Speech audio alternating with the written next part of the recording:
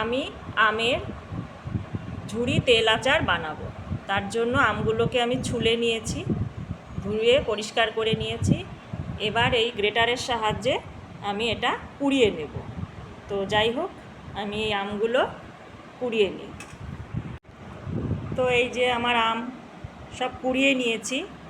কোড়ানোর পরে এইভাবে যতটা পারি জল চিপে চিপে আমি এইখান থেকে একবারে এখানে এই যে তুলে নিয়েছি।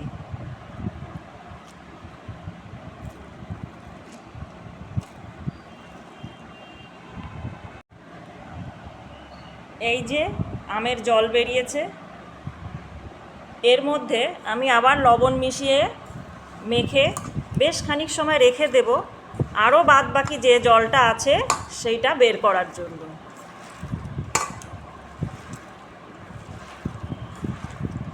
এর মধ্যে আরও বাদ বাকি যে জলটা আছে সেটা বের করার জন্য আমি এটা মাখিয়ে রেখে দেব বেশ খানিক সময়, তারপরে আবার চিপে নেব। তো এই যে দেখুন, এই যে জল বা আমের রস যাই বলুন, এই যে এইটা লবণ মাখানোর পরে আবার এতটা হয়েছে, কমই হয়েছে যেহেতু আগে আমি চিপে বের করেছি। তো আমি এবার এই যে কাপড়টা আছে, এই কাপড়টার মধ্যে অল্প অল্প করে নিয়ে চিপে রস বের করে ফেলে দেব। তো আমি কাপড় দিয়ে রস চিপে যতটা পেরেছি বের করেছি। তো আবার একটু পেপারের বাইরে রোদে দিয়ে গেলাম যেন আরেকটু ভালো করে রসটা টেনে নেওয়ার জন্য। এই যে এত সুন্দর রোদ্রু আছে যখন, তখন একটু রোদ্দুরে থাক, মাঝে মধ্যে এসে আমি একটু নেড়ে দেব যাতে রসটা আরেকটু কমে যায়। আমগুলো তো রোদে দিয়ে এসেছি, এবার ওর জন্য একটু মশলা তৈরি করে নেব। আমি খুব সামান্য মশলাই দেব। আমি এখানে পাঁচফোড়ন হালকা টেলে নিচ্ছি কড়াইতে। এই যে হালকা গরম করে নিলাম, হয়ে গিয়েছে। এবার শুকনো লঙ্কা দিয়ে দিয়েছি, এটাও হালকা নেড়ে চেড়ে নেব।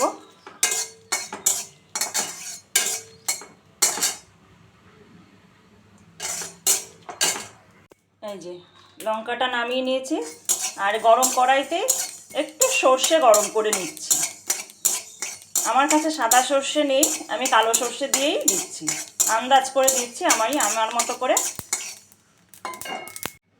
এবার এইগুলো আমি মিক্সিতে আধা ভাঙা করে রেখে দেব।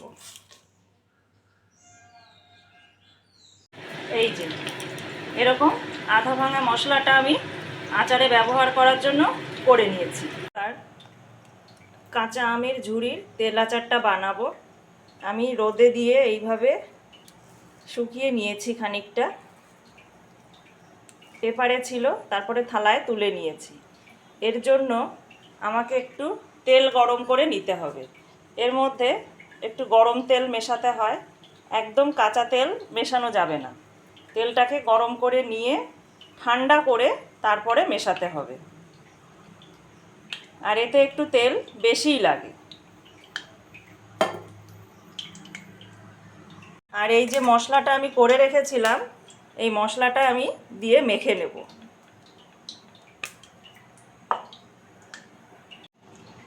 এর মধ্যে সামান্য মিষ্টতা আনার জন্য একটু চিনি দিয়ে নেব। এবার আমি ভালো করে মেখে নেব। তেল আমার গরম হয়ে গিয়েছে, আমি গ্যাস অফ করে দিয়েছি। এটাকে আমি এবার ঠান্ডা হতে দেব।